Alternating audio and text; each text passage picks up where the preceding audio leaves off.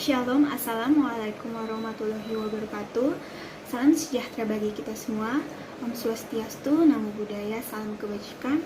Pertama, marilah kita mengucapkan syukur kepada Tuhan Yang Maha Esa karena berkat dan karunia-Nya hingga sekarang kita dapat melaksanakan presentasi. Tak lupa juga mengucapkan terima kasih kepada dosen pengampu pengantar manajemen agribisnis Ibu Rianti Isaskar. Izinkan saya memperkenalkan anggota kelompok 5. Pertama, ada Adrina Masya Putri dengan NIM tertera, Amelia Ananda Kania dengan NIM tertera, Nadia Kuzaima dengan NIM tertera, Dita Anggraini dengan NIM tertera, Davin Osman Atarik dengan NIM tertera, dan saya, Sarah Artagrisya Manulang dengan NIM tertera. Baik, pertama saya akan menjelaskan pengantar manajemen strategi. Pertimbangan global praktis berdampak pada keputusan strategis dan perlu adanya pertimbangan yang matang dalam pengambilan keputusan. Selain itu, keputusan strategis selalu didukung oleh kemampuan baik dari segi sumber daya manusia maupun fasilitas yang tersedia. Lalu beberapa pengertian strategi. Pertama, strategi adalah alat untuk mencapai tujuan jangka panjang. Pada organisasi bisnis, strategi dapat mencakup ekspansi geografis, diversifikasi, akuisisi, pengembangan produk, penetrasi pasar, pengurangan bisnis, divestasi, likuidasi, dan joint venture. Lalu yang kedua, strategi adalah tindakan potensial yang membutuhkan keputusan manajemen tingkat atas dan sumber daya perusahaan dalam jumlah yang besar. Strategi memiliki konsekuensi yang multifungsi dan multidimensi, serta perlu faktor-faktor internal dan eksternal. Lalu, strategi merupakan alat untuk mencapai tujuan perusahaan dalam kaitannya dengan tujuan jangka panjang melalui penciptaan keunggulan bersaing. Lalu yang kedua ada strategi merupakan keputusan yang bersifat mengikat, dilakukan terus-menerus, serta dilakukan berdasarkan sudut pandang tentang apa yang diharapkan oleh para pelanggan di masa depan. Apa itu rencana? Rencana merupakan panduan untuk melakukan aktivitas agar dapat mencapai sebuah tujuan ataupun sebuah perkiraan yang dapat terjadi di masa yang akan datang. Rencana memastikan suatu kegiatan dapat berjalan tepat waktu, tepat guna, dan sesuai dengan sumber daya yang tersedia. Oleh karena itu, saat kita ingin membuat sebuah usaha, kita perlu melakukan sebuah rencana, membuat sebuah strategi agar usaha kita itu bisa tercapai sesuai dengan goal yang kita inginkan. Perencanaan strategis meliputi aktivitas-aktivitas perumusan. Yang pertama ada visi, misi, dan sasaran. Visi merupakan tujuan dari usaha kita. Kemudian, misi merupakan langkah-langkah yang kita lakukan agar bisa menggapai tujuan tersebut. Kemudian sasaran. Sasaran itu tujuan kita, goal kita di jangka panjang maupun jangka pendek kita. Selanjutnya ada alternatif strategi. Alternatif strategi ini merupakan teknik atau sebuah taktik strategi kita untuk menggapai tujuan kita. Nah, oleh karena itu, kita perlu mempertimbangkan impact-nya nih buat internal usaha maupun eksternal. Selanjutnya ada sasaran jangka panjang. Sasaran jangka panjang ini merupakan upaya pencapaian usaha kita untuk di masa nanti. Selanjutnya ada strategi fungsional. Strategi fungsional merupakan strategi induk yang dirumuskan untuk jangka panjang, tapi di strategi fungsional ini kita akan jangka panjang ini akan dibagi lagi dalam sasaran jangka pendek yang saling berkesinambungan. Jadi mereka tahu nih dari yang sasaran jangka pendek untuk ke sasaran jangka panjang itu masih berhubungan nggak dengan usaha kita. Selanjutnya ada program kerja. Program kerja merupakan rencana kegiatan yang dilakukan pada jangka waktu tertentu. Nah, pengendalian dan evaluasi. Dalam melakukan pengendalian, setiap kegiatan harus didokumentasikan agar memudahkan kita dalam mengevaluasi. Ataupun kita bisa melakukan sebuah analisis SWOT, yaitu Strengths, Weaknesses, Opportunities, and Threats. Dari analisis ini, kita jadi tahu kelebihan dan kekurangan dari aktivitas-aktivitas yang sudah dilakukan. Dan begitu memudahkan kita untuk melakukan evaluasi. Tingkat-tingkatan strategi. Dalam manajemen strategi, perusahaan pada umumnya mempunyai 3 level atau tingkatan. Yang pertama, strategi kooperasi. Strategi ini menggambarkan arah perusahaan secara keseluruhan mengenai sikap perusahaan secara umum terhadap arah pertumbuhan dan manajemen berbagai bisnis dan lini produk untuk mencapai keseimbangan portofolio, produk, dan jasa. Yang kedua ada strategi unit bisnis. Strategi ini biasanya dikembangkan pada level divisi dan menekankan pada perbaikan posisi persaingan produk, barang atau jasa perusahaan dalam industrinya atau segmen pasar yang dilayani oleh visi tersebut. Yang ketiga ada strategi fungsional. Strategi ini menekankan terutama pada pemaksimalan sumber daya produktivitas. Menurut Whelan dan Hanger, ada beberapa tingkatan strategi. Yang pertama ada enterprise strategi. Strategi ini berkaitan dengan respon masyarakat. Dalam strategi enterprise terlihat relasi antar organisasi dan masyarakat luar. Sejauh interaksi itu akan dilakukan sehingga dapat menguntungkan organisasi dan menambahkan organisasi sungguh-sungguh bekerja dan berusaha untuk memberikan pelayanan yang baik terhadap tuntutan dan kebutuhan masyarakat. Yang kedua ada corporate strategy. Strategi ini berkaitan dengan misi organisasi sehingga disebut dengan green strategy yang meliputi bidang yang digeluti organisasi tersebut. Yang ketiga ada business strategy. Strategi ini menjabarkan bagaimana merebut pasaran di tengah masyarakat. Yang keempat ada functional strategy. Strategi ini merupakan strategi pendukung dan untuk menunjang suksesnya strategi lain. Dalam functional strategy ada 3 jenis. Yang pertama strategi fungsional ekonomi, yaitu mencakup fungsi-fungsi yang memungkinkan organisasi hidup sebagai satu kesatuan ekonomi yang sehat. Yang kedua ada strategi fungsional manajemen yang mencakup fungsi-fungsi manajemen. Yang ketiga ada strategi dan isu strategik. Fungsi utamanya ialah mengontrol lingkungan, baik situasi lingkungan yang sudah diketahui maupun situasi yang belum diketahui atau yang selalu berubah.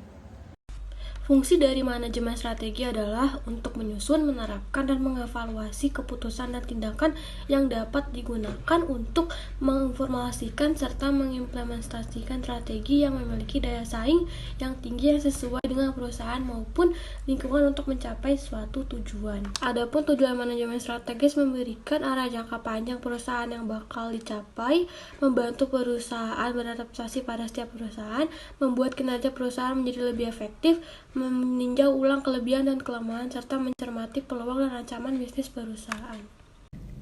Lingkungan internal adalah lingkungan organisasi yang berada di dalam organisasi tersebut dan secara normal memiliki implikasi yang langsung dan khusus pada perusahaan.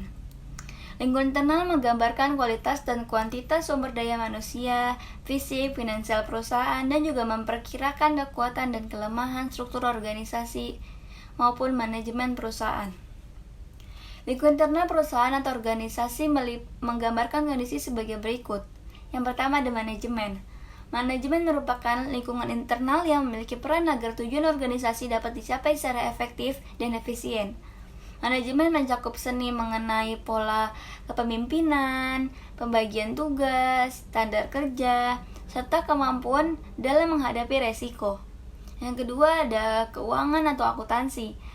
Pada aspek yang dianalisis pada bagian keuangan yang terdiri dari kemampuan perusahaan untuk mendapatkan modal, jangka pendek dan jangka panjang, hubungan dengan investor dan pemegang saham, biaya masuk industri, harga jual produk, efisiensi sistem akunting biaya, anggaran, dan perencanaan laba. Yang ketiga ada sumber daya manusia. Sumber daya manusia merupakan faktor strategis dalam semua kegiatan institusi atau organisasi. Manajemen sumber daya manusia adalah proses menangani berbagai masalah pada ruang lingkup karyawan, pegawai, guru, dan tenaga kerja lainnya. Untuk dapat mengunjang aktivitas organisasi atau perusahaan demi mencapai tujuan yang telah ditentukan, analisis aspek sumber daya manusia perlu dilakukan. Yang perlu dilakukan adalah keterampilan dan model kerja karyawan, efektivitas insentif, dan lainnya.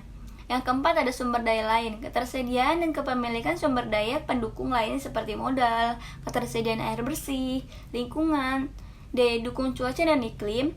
Dan yang kelima ada pemasaran. Analisis dilakukan terhadap kegiatan pemasaran termasuk pangsa pasar, pelayanan purna jual, kepemilikan informasi pasar, dan strategi penetapan harga.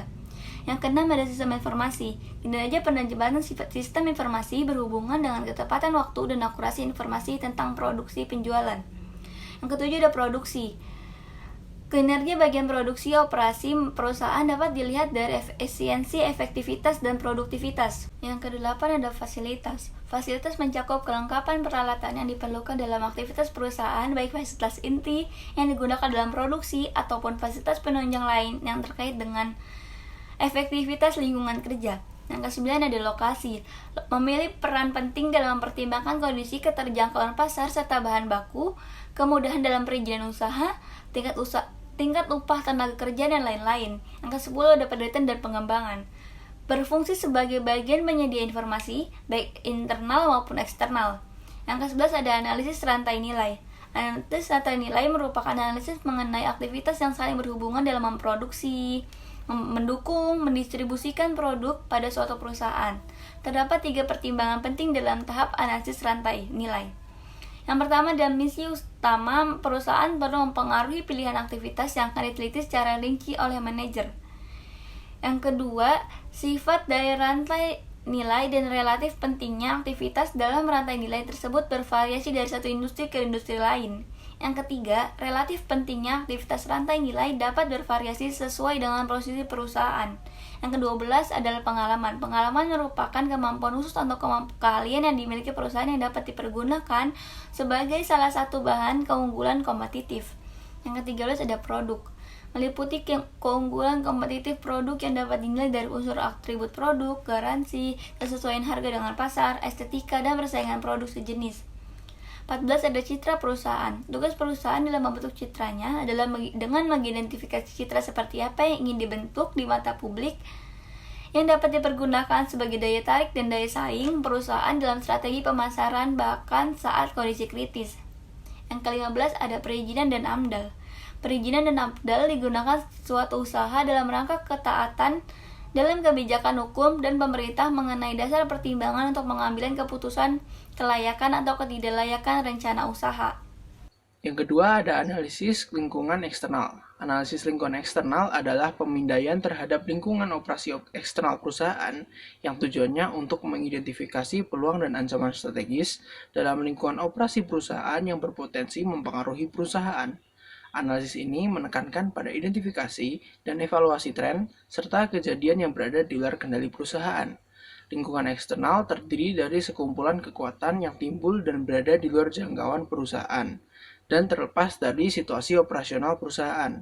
Dalam arti perusahaan tidak mampu mempengaruhi, tetapi kegiatan perusahaan dapat dipengaruhi oleh faktor-faktor yang berada di lingkungan eksternal yang meliputi ekonomi, sosial budaya dan demografi, lingkungan, teknologi, politik hukum dan pemerintahan, persaingan industri, dan selera konsumen. Yang pertama ada ekonomi.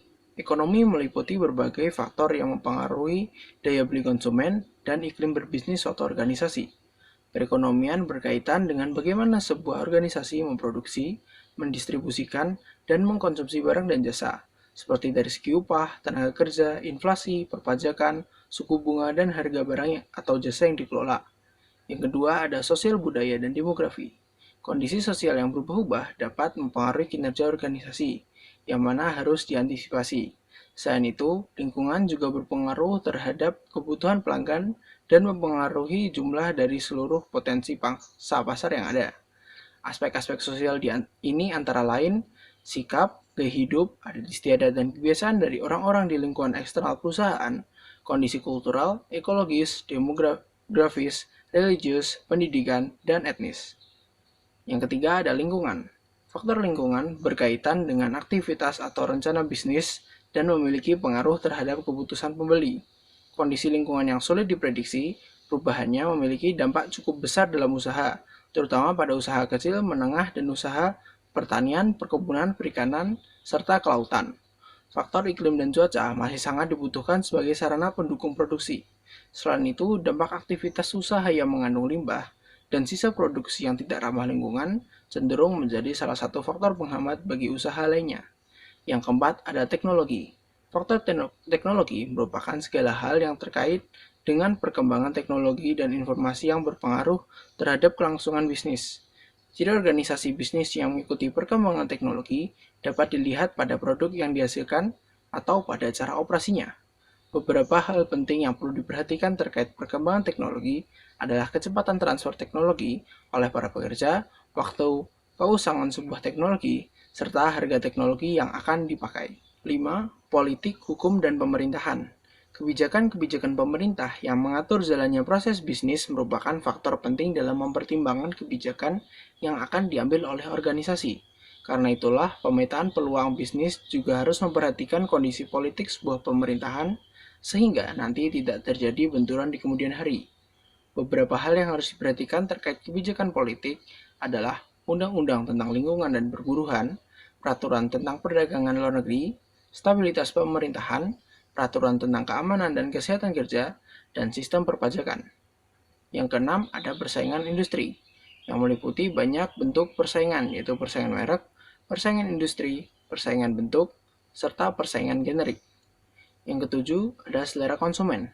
Perubahan perilaku konsumen termasuk selera konsumen terhadap pemanfaatan suatu produk dapat mempengaruhi kondisi permintaan produk tertentu, baik produk itu sendiri, produk komplementer, serta produk substitusinya.